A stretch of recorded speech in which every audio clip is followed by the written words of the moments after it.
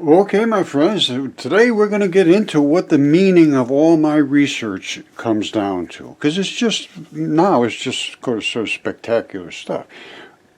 There were giants in the earth in those days. And then after that, there was more giants after the sons of man, or the sons of God went into the daughters of man. Now, there's so much about the rocks actually speaking out. Here's one that comes right here. Luke's 19:37 to 48. As he was approaching the path down to the Mount of Olives, the whole multitude of disciples began to praise God with a loud voice for all the deeds of power they had seen, saying, "Blessed is the King," who was Jesus, "who comes in the name of the Lord. Peace in heaven." Peace. Peace in heaven. Some of the Pharisees and crowd said to him, "Teacher, order your disciples to stop." He answered, "I tell you, if these were silent, the stones would shout out." And there is so many references to the stones and about how the earth is a corpse and a body. All of the things that I have found in my research point to the truth of these early ancient statements that everybody has considered absolutely hysterical, which I did as well until I actually did the research. I opened my eyes, I opened my ears, and I did see. And I was basically instructed to see. I'm going to tell you how this whole thing started. I don't talk about this very often. I did a couple times, and I decided it's just too crazy. It's too spectacular to talk too much about, but I'm going to do it because it's true. And if it's true, it's true. All I can say is I'm not saying anything about me being special or anything. It just happened to me. One day I woke up. I said to my wife, "There's something in the woods calling my name." I went out, and before long I literally found giants. All right, these are DNA tests I had done on 3 samples. I extracted right from the vein and from the artery and sent it off. Very, very sophisticated tests, fairly expensive. There was 3 of them done here, and I was just not going to back off. Excellent quality DNA sequences because I took it directly from the artery. Homo sapien mitochondrial B and D loop. Homo sapien, and he said they were exactly the same as us, the mitochondrial side. We didn't do the male side. All I wanted to do was be sure that these were what I was saying they were, and then it was not allowed to be spoken about again. Now, this is what we're talking about right here. One of them was extracted from this giant fingertip. All right. Now, this right here is the fingernail. You see it? That's the fingernail. This is the part that bumps up to the bone, vein and artery. And this I broke right off here, right around the edge of the fingernail. And that still has fingerprints on it. And I drilled down inside there, so it was completely covered originally. And I popped off the skin. It's skin. I'll show you. It's what's called grip skin, friction skin. And it's very thick and dense and keratinized, and you're going to see it in a second. And then I drilled down into the artery to get the blood. So what does the grip skin look like? Here it is right here. That's what came off of that fingertip. Just right there. It broke right off. And that's it right there. And if you look on yours, you're going to see you have fingerprints right up to the edge of your fingernail almost. The fingernail is right up here. So there's this little bit until it hit the fingerprints. And these are fingerprints. These are sweat pores. That's the finger ridge. They are about the size of my thumb, about the width of my thumb for one finger ridge. Now, this popped right off like just exactly like it shows here. It just came right off. Right at that border, popped right off. And when I slammed it with a hammer, so I could, because I wanted to get down into where the blood was, and I did. This you can't get any blood out of. This is just like a rubber pad, very, very, very dense. And same with your feet and your fingers and your toes and so forth. Now,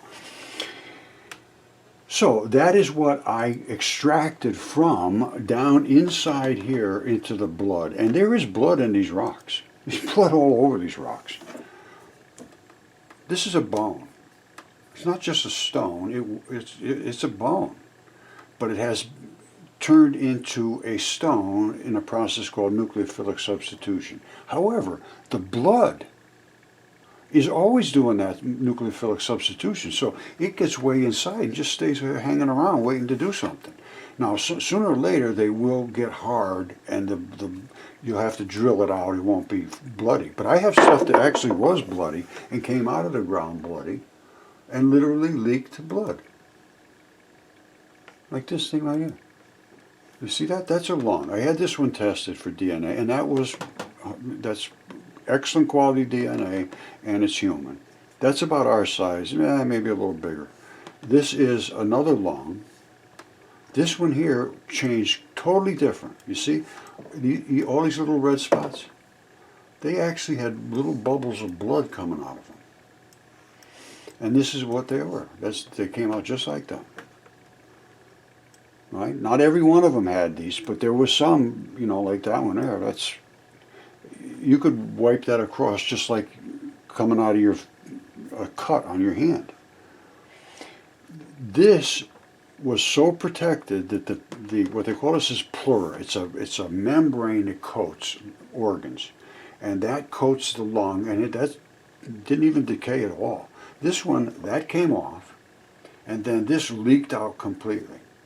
And then it filled all of these holes, which are the alveoli, filled in with silicates. That's why they say veins of quartz. That's right, the veins, holes. Any holes can easily fill with quartz in the correct conditions, which this was in the correct conditions, totally filled with quartz. I have this one here. This is a heart. That's a heart. That's the aorta section up here in the heart. And they're all filled in with quartz. I have another heart here. This one here filled in with quartz too. This is a heart. And that completely filled in with quartz because all the other stuff left it. Now this one, all the stuff went out, but nothing went back in. This one here just got emptied out. There's another lung. I got this stuff coming out of my ears. It's everywhere. It's everywhere. It's everywhere. It's everywhere. So don't forget now, I had that fingertip. That's 3 feet long. 3 feet long. That's 180 feet or so tall guy. And that, again, I showed you that was the grip skin. This was another hand I found out here. It's just a hand, a left hand. Take your left hand, splay it back like this. That little pinch right there is the cleave in your hand. You see it? That little pinch. Pinch your hand together like that, and that's where it is. Now this side runs down to your little finger. You see it? It looks like somebody just pasted that in there, but that's not. This rises up here. That's the grip skin. See the grip skin over here? Peeling off, just like I told you when I peeled it right off the thumb or finger, whatever it was, of that big gigantic fingertip. This is kind of small. It's only 4 feet wide. The fingertip is 3 feet long, just the one fingertip. So all of this stuff fell into my lap after I got this message, waking up one morning saying there's something in the woods calling my name. And before long I found these giant body parts. I said, holy smokes. I came back and I in the computer, and I'm almost the first thing that popped up, and I'm not kidding you, this is absolute truth, fact. It came up, these things are for you to see and for others as a test. And I went, whoa, and it was gone. I can't even visualize it now, but I talked about it for a week afterwards. I can't even remember exactly what I saw, but it came up. These things are for you to see and for others as a test. And I just freaked out. So I started typing in, where did this come from? And there's not a word, that phrase does not occur in the Bible. It doesn't occur in anywhere on the internet. It was there, absolutely no question whatsoever. And I took it to heart. I absolutely took it to heart. I said, whoa. And I said, well, I'll make sure everybody gets this test. Let's see who can pass the test. And I figured, they're going to see the stuff. It's all here. There's no question what it is. It's not like there's a question. But it was pushed back against by Yale and Harvard, Johns Hopkins. Every single university refused to engage. And I was immediately called a creationist and a tinfoil hat guy. And I was tried to be dismissed and destroyed right from the get-go. Which actually turns out to be a good thing, because we really know who we're dealing with now. And the words that were written are not silly words. They are words of truth. You see this? This is false teachers. To the pure, all things are pure, but to the defiled and unbelieving, nothing is pure. Indeed, both their minds and their consciousness are defiled. They just do whatever they want. They profess to know God, but by their actions, they deny Him. They are detestable, disobedient, and unfit for any good deeds. That's Titus 1:16. Not looking good for academia. All right, here's another one. And the stones shall utter its voice. That is what we're seeing right now. And this was from 2 Esdras 5. I don't know any of these things. They just drop on me. They just drop on me. And this is at the end of times. Now concerning the signs, behold, the days are coming when those who dwell on earth shall be seized with great terror, and the way of truth shall be hidden. That's exactly what has happened. The land shall be barren of faith. That's the academics tell you, if you want to talk about religion, get the hell out of our town. All right? That's exactly what you'll hear. If you go in there and start talking about, can we talk about these things in the past? It was about Jesus Christ and God. No, that's insane. You're crazy, and we're going to fail you and destroy your life. It's been written about. These people are in trouble, deep trouble. 2 Peter 2. But there were false prophets also among the people back then, even as there shall be false teachers among you, who privily shall bring in damnable heresies. Like that we're just made out of slime, there's no God, don't bring God around here. They deny the Lord that literally bought them. Now this falls into a whole new category of thinking. We are literally being harvested, basically. And you can be harvested and then just be discarded, or you can be harvested and taken care of. That's the way it's looking to me right now. So they deny the Lord, bringing upon themselves swift destruction. Many will follow in their pernicious ways, by reason of whom the way of truth shall be evilly spoken of. There is no truth anymore. Truth matters not. Their covetousness shall they with feigned words make merchandise of you. They will make you pay them for a piece of paper so that you can get out of the fields and get a job. That's what academia has become now. Their judgment now of a long time lingereth not, and their damnation slumbereth not. That doesn't sound good. For if God spared not the angels that sinned, cast them down into hell, and delivered them into chains of darkness to be reversed unto judgment, why would He save these teachers? They refuse to engage in discussion about what now has all the evidence to prove what was spoken in the past. That puts them in a position of very, very serious consequences. And He spared not the old world, but He saved Noah, who was a person of righteousness. He was a righteous guy. He told the thing, he told the truth. And he talked about God. He was a godly person, and they were all ungodly, so to hell with them, basically, is what happened. Okay, my friends, so let's just finish it up with this. I believe they're talking about the people that I've been talking about, the authorities, the people that control the little people and say this is what you must do or you will not be accepted. Woe to him who builds his house by unjust gain. I've seen a lot of them since I've been doing this research. Unjust gain on steroids. Nothing but funding concerns. Setting his nest on high to escape the clutches of ruin. They're taking advantage to save themselves from being impoverished like the people that they're dealing with. Basically, that's what I see in the university system now. They're putting these people in so much debt that they have to sleep in their cars.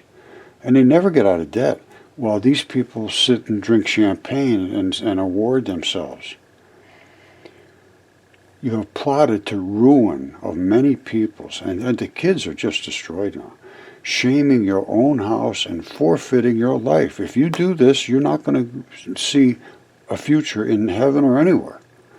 The stones of the wall will cry out, and the beams of the woodwork will echo it.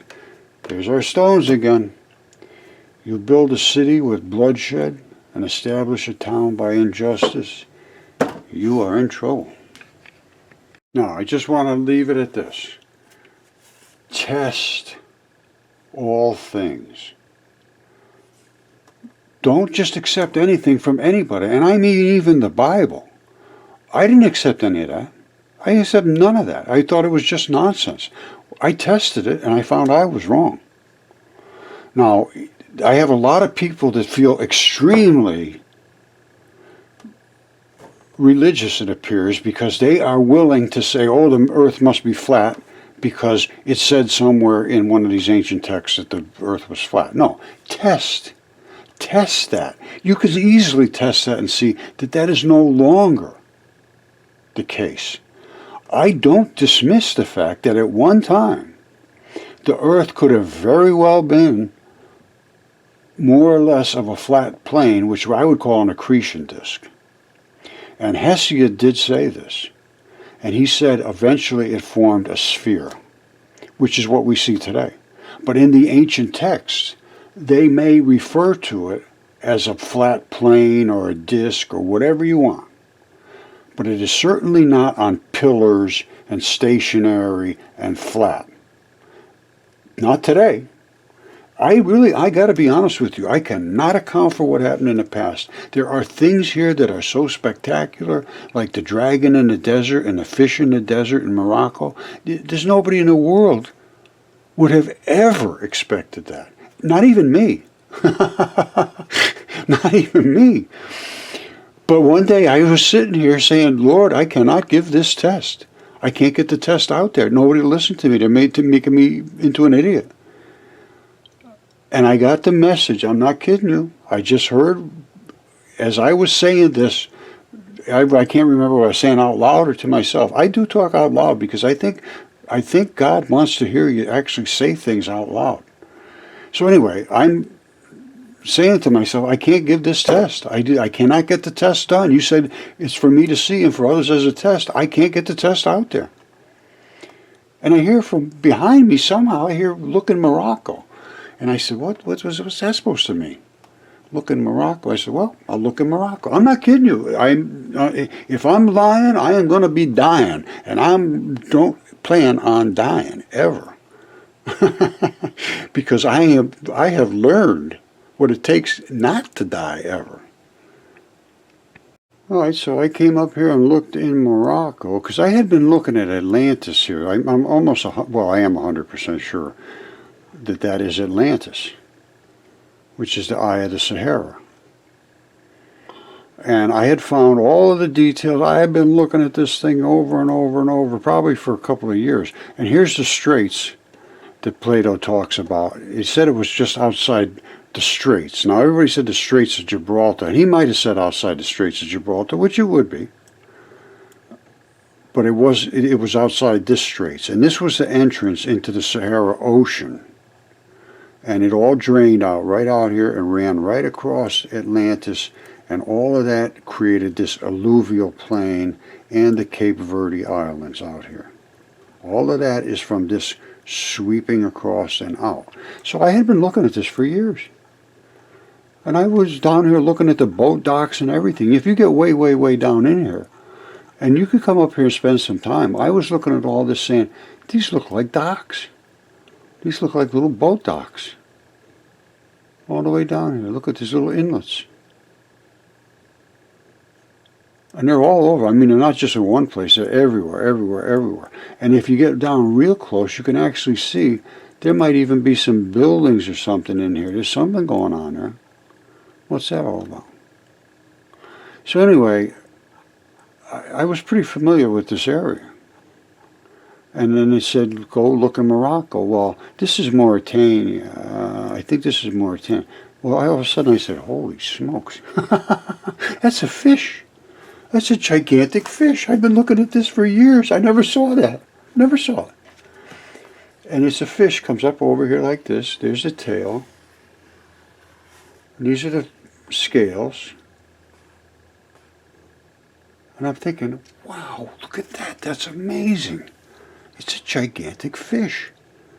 And then I realized not only is this a gigantic fish, and this is his fin up in the top, there's a gigantic dragon here attacking him. And this was written about in the ancient texts. All right, this is not me guessing. Take a look at this. This is the dragon.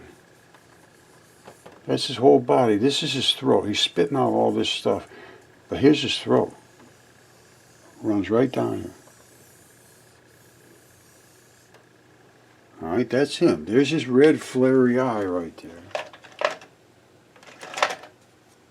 Hold on, I gotta find some red. We'll go pink. That's his red eye. All the rest are his scales. And that dragon runs all the way across North Africa. Now don't forget, I had no clue about this after years of looking in the same exact spot. And you probably still say, oh, that's impossible. Well, that's what I said too, until I looked and I saw this dragon runs all the way across North Africa. All the way across North Africa. These are his legs. His legs are like the thighs of a human being. He was a hybrid. There's his legs right there. All right? These are the knuckles of his knees right in this area here. And he had the thighs of a human. And then he had the coils of a viper, which stretched all the way out. And they're kind of eroded. But you can still see the texture of the skin. You see that? That's leather. That's just not sand dunes. That's actually leather. You go to any tannery, and you ask them, say, what is that stuff? They're going to say, oh, that is leather, my friend. And it is. And I looked at it in a microscope. I have leather here. I've checked it out very carefully. It's leather. And it's all over here. And these were his thighs. I mean, his coils. And it's exactly what it says in Apollodorus. If you read Apollodorus and put in Typhon and Apollodorus 1.6.3, I think it is, and it'll say, he was so big that his head scraped the stars. You see this? This is not an accident down here. And it's exactly what it says. It says his coils ran all the way across North Africa. And they do. They run all the way there, and they run all the way over here. A lot. This is not all mud. Let's see what we find when we get down here. All right, you got to let it sink in for a while.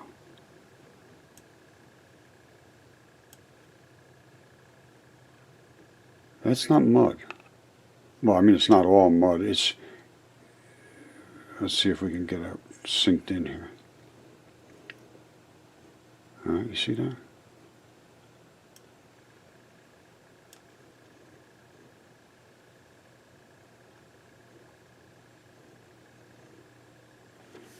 See that patterning? You think that's mud? That's not mud. That's his tentacles or whatever they were. All right, you got to really start to look into details of things. That's not just an accident that they all are formed in that exact pattern. Look at that pattern. Okay, do you understand? And look at where we are. We're way over here, and they still keep running way out. Now, there was, I believe, a ton of mud came out of there at the same time, but it swept his tentacles, or whatever you call them, out this way too. Out here, I don't think we got any more tentacles, although we might. I'll tell you the thing, what it says in the text for Typhon is absolutely incredible, how big he was. And, you know, if you could deny that the thing is there, well, deny it. That's good for you. I'm going to go with the fact that that's probably more mud out here than it is tentacles. But here it is. His legs come down, and that went all the way out that way, and that went all the way out this way. Think of how big this thing was. He's half the size of Africa. Well, not really. Half the size of North Africa. That's still pretty good size. You know, I would say that would be full grown. All right, I showed you the dragon and the fish in the desert. Well, the dragon was attacking the fish, and this was what it was spitting at the fish. Look at this. Now, this is about as noxious as you get, and it was coming this way. You see that? You ever seen anything look like that before? I looked around my whole property. I didn't see anything that looked like that at all. Now, all of that stuff got spit out of the dragon's beards, really. These are beards coming out of his throat here. And he spit all that stuff down at the fish. And, of course, the fish has a fin, like all fish, well, not all, but most have a fin like that. And that stuff penetrated down into his vital flesh. You see the difference between here, nice pink looking stuff, and this gray looking stuff? This was his back. And that was where there was flesh, was exactly like this. Not anymore. This is all spraying down at him to kill him. And it was fairly, you know, it hit him. I don't know if it killed him or not. It doesn't look like it's enough to kill him, but maybe. But I can tell you what, when you see what this looks like down deep, you're going to actually see biology. It ate away the entire top level. This is all arterial networks. And then underneath the black is the vein network. Can you believe that? I'm telling you, this is it. This is a fact. You get an anatomist. And if they say I'm wrong, I want to speak to that anatomist. This is all all arterial network with blood vessels. And the very tips of the blood vessels is where the transfer normally happens. These look like blood cells. Or for sure, what's growing here, and I think they're trees and so forth, they're growing on red blood. You see here, red blood makes things grow. You see down here, they're growing, they're growing, they're growing, they're growing, they're growing, they're growing. They're all in the red blood, they will grow. And that's this guy's arteries and veins. The black is the veins underneath. See, it sucks up the very ending of the blood vessels. I mean, this is just staggering stuff. I don't even know if they can see this in an electron microscope. That's the things. I found stuff that they didn't even know existed, like the interstitium balls. They had no clue it existed until 2018. There's a big article, we found a new organ in the human body. Well, I knew about that 12 years ago. All right, sometimes the truth is stranger than fiction, and this is about as strange as it gets. That skin, or it's also the layer what's called fascia pleura, it's a coating, it's a membrane. Below that membrane is all that fluidy, gooey stuff, so that membrane can float around on the organ, or your skin can move around a little bit. But it always comes back to where these balls are anchored. These are fluid-filled sacs, and this is rubbery, stretchy fabric, And these are the little anchor tabs. And it goes this way, but it always comes back. This is what it looks like under an electron microscope. That's these tiny little balls. And this is the skin right here. All right. Now, what is this? There's the same balls as these. These are what they call the Moki marbles. This is out in Utah. That's where a giant creature eroded all of its skin, and the balls, all of that stuff is real fluidy. These are fluid-filled bags. There's almost nothing there. It just washes right away. Same thing that happened over here in the United Kingdom. This is the same thing I just showed you up above. There's the skin. There's that interstitium. And these were the balls that were in that whole, and there's the whole batch of them still in there. They're all falling out as that gets eroded away by the waves. That's all it is. And this, the red stuff forms mud. Same thing here, only this one's down to the basement layer. I have another picture of the same shot, and over to that side, there's a whole batch of mud just like this, and the balls are halfway in the mud. Same stuff, different size. I could go on all day. I got hundreds, literally, of these things. Professing themselves wise, they became fools. Living stones, coming to him as to a living stone, rejected indeed by men, but chosen by God and precious. You also, as living stones, are being built up a spiritual house, a holy priesthood to offer up spiritual sacrifices acceptable to God through Jesus Christ. You just have to do right, that's all. The stones of the wall will cry out. The beams of the woodwork will echo it. I'm going to leave you with one last one. Okay, actually I have two things for you. I came across a poem I wrote long ago. I forgot all about it. This is about me.